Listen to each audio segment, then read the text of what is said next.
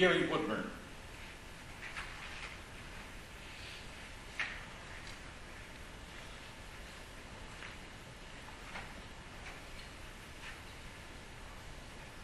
Shouldn't the congressman who represents this district obtain a report from the chief actuary of Medicare prior to voting on Obamacare, the health care bill? And the reason I ask this is a book by David Limbaugh indicates a report by Medicare's Office of the Actuary was provided to President Obama and also to the Health and Human Services Secretary Kathleen Sebelius a week prior to the vote on Obamacare that said that Obamacare would significantly increase the cost of the health care system. So, why wouldn't a good congressman ask, where's the report from the actuary before voting on the bill? And also my secondary question is, would you vote to repeal Obamacare? Yes. I would never have voted for Obamacare. And I don't know if the Republican colleagues in the Congress, asked for the actuary study or not. I don't know. But the reason I would not have voted for it, well, there's lots of reasons. But one is we need some health care reform, okay? And what we need to do, we need to address the escalating costs because it's gotten to the point nobody can afford it, okay? There's nothing in that bill that addresses the cost. It adds the cost, and if it gets fully implemented, it's relatively quickly going to migrate people into the single-payer universal government system, which is a disaster. It doesn't work. The only way they can control costs is ration care, and that's what they do in these other countries. They do it in Canada, except the wealthier people can come down here and get their heart transplants or hip replacements. So we're in a kind of safety valve. But we need to address the cost of health care. And they wanted to keep it under $1 trillion, $100 billion a year cost.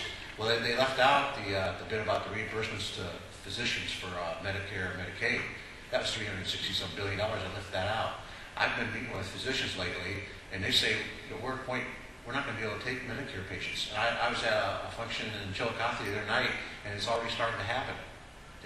The doctors, they're so full of the cost of services. So it's not going to work. It doesn't work. And what we need to do is to address the costs is tort reform, defensive medicine. That helps.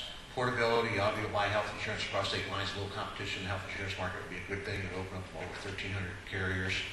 3, health savings accounts. The way I like to see health savings accounts work is really incentivize it, where the employer kicks in, employees kick in, and you have that account that stays with you for all your life, no matter where you live, and you direct that account, but use that account for primary and preventative care, your preventative and routine care, okay? Use it for that. That would bring personal responsibility, a better relationship with your physician.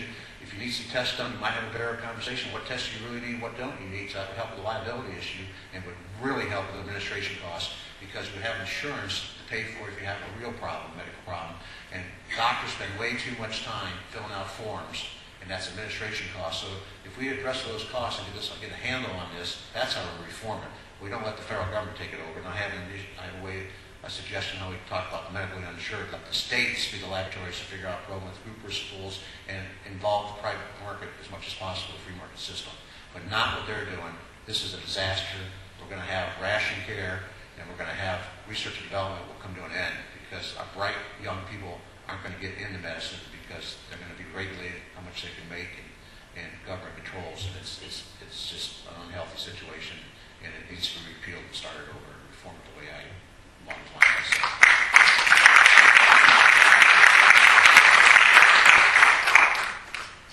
The question was, as I recall, correct me if I'm wrong, but whether the people in Congress should have read the actuary accounts of what the cost, et cetera, would be. As a U.S. Congressman, I don't need the actuary results because the U.S. Constitution tells me that we have no business messing with it in the first place. It's really that simple, and so many of these issues that face this country, it's just that simple. We have no authority to do that. The states can do it. We had a debate the other day. It was in the newspaper, and I'll just reiterate a point that I made then, is that I'm going to lose my train of thought. At any rate, it's all about the U.S. Constitution. If we would follow the Constitution, we wouldn't have as many of these problems as we have before. If I can recall what my thought line was, I'll save it for my final comments.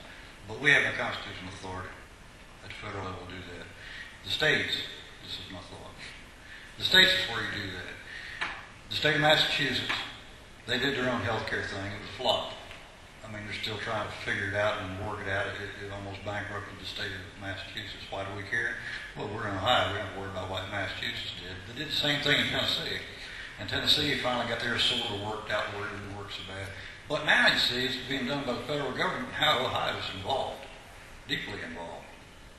But had Ohio and all these other 50 states that we have taken that responsibility to determine whether or not, first of all, we needed some sort of health care extended to those of low income, et cetera, whatever the circumstances may be, and keep it out of the federal government level. Because if you don't like it in Ohio, well then, it's too burdensome to you with the health care system that they're making up with Ohio, move Indiana, move West Virginia, move Kentucky. But if they do that federally and they mandate that, we're going. Where are you going to go then? There's no more room for a mistake. But now we have to correct that mistake, and yeah, it needs to be repealed. The whole darn thing needs to be repealed, not little pieces of it. The whole thing needs repealed.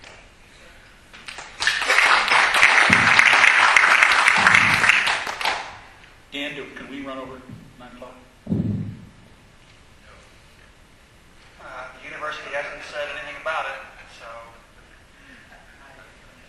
Well, because we still have more questions here, and I want to give both candidates 5 minutes for a wrap.